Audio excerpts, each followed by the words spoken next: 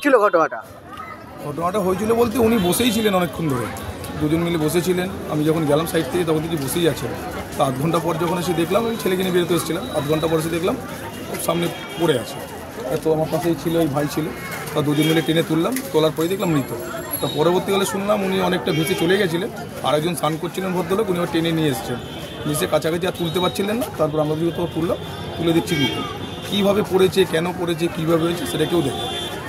এলাকারই বাসিন্দা, আগে ছিলেন, এখন মতিবাগানে থাকেন, থাকতেন আর কি। কি নাম ওনার? স্বপন চ্যাটার্জি। স্বপন চ্যাটার্জি। বয়স কিরকম হবে? বয়স ওই 62, 60-62। মানে শুনলেন উনি এখানে আসেন না, আমাদের এখানে বাসিন্দার।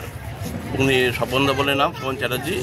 উনি এখানে বসেছিলেন এবং প্রার্থনা টান করছিল, টান করে পর বন্ধুরা চলে গেছে, উনি বসেছিলেন, উনি মাথা করে মানে পড়ে যেতে পারেন, আমাদের ধারণা না।